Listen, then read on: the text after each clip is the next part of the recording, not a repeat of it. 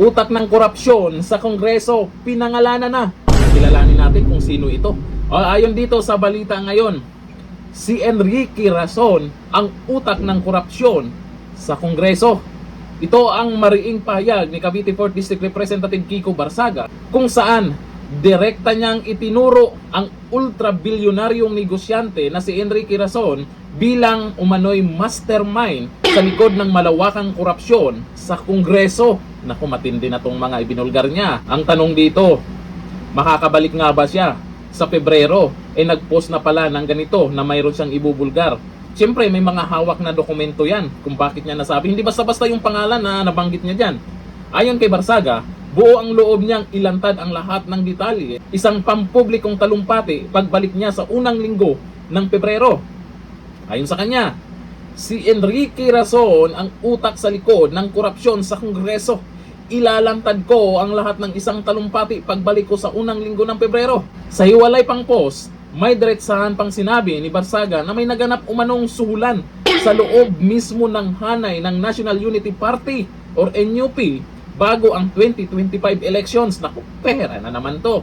Kalakip ng kanyang post, ang mga screenshot ng umano'y, eto, paanyaya sa National Unity Party gathering sa Soler Resort kung saan binanggit na dadalo si Enrique Razon.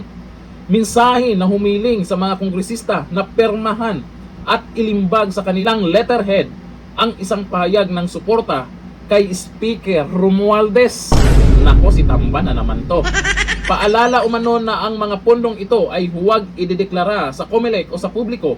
Sa kanyang caption, mariing pahayag ni Barsaga, etong sabi ni Barsaga, bago imbestigahan ng National Unity Party ang aking kalagayang mental, mas mainam na imbestigahan nila kung magkano ang tinanggap nilang sul na campaign funds mula sa negosyanteng si Enrique bago ang 2025 elections na mahigpit umanong ipinagbilin na huwag ideklara sa COMELEC o sa publiko kapalit ng suporta sa speakership ni Martin Romualdez sa 28th Congress. Kasabay ng mga revelasyong ito, iginiit ni Congressman Kiko Barsaga ang panawagang ikulong si Razon na mabilis na umani ng malawak na reaksyon online. Marami ang nanawagan ng investigasyon, dokumentadong paliwanag at pananagutan, lalo't may kalakip ng screenshots at tuwirang akusasyon. Naku, hawak niya, may hawak na resibo si Congressman Kiko Barsaga. Paano kaya nila i-deny pa ito? Habang tumatagal, lalo nang nakikilala natin, lalo nang nabubunyag yung gawain nila sa Kongreso. Malamang may mga kakampi tayo dyan. May mga kakampi tayong tahimik lang na gumagalaw para kampihan ang taong bayan, at eto, nabuking na nga. May pangalan na lumabas. Imbestigahan kaya nila ito? Naku po! Malamang ang imbestigahan nila si Kiko Barsaga.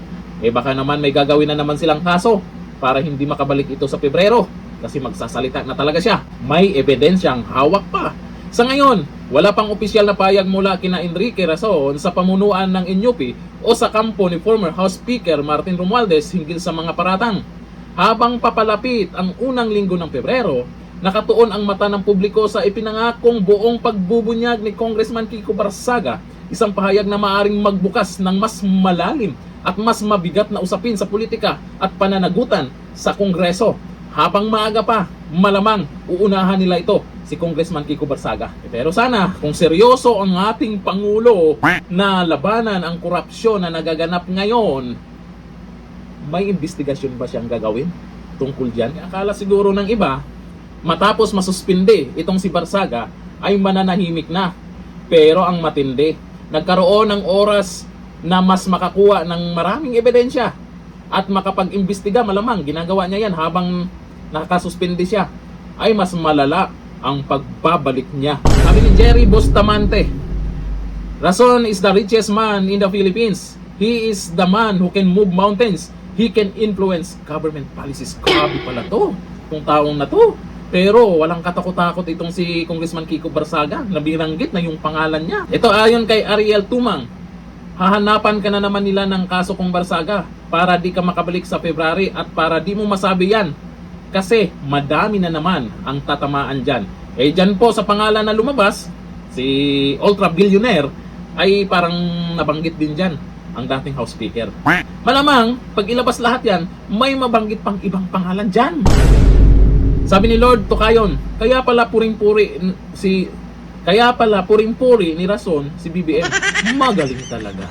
Ay nako, excited tuloy ang karamihan sa balitang yan. Nag-viral na naman ang post ni Kiko Barsaga, ang dami na namang nag-share. At excited sila sa pagbabalik ni Congressman Kiko Barsaga. Bistadong-bistado na talaga sila. Hindi na nila maloloko ang taong bayan. Kaya sa mga susunod na may nanawagan dyan na malaki ang rally, one time, big time daw na rally, nako, mas matindi, mas marami ang sasama sa rally. Abangan. Ganito na lang, thank you.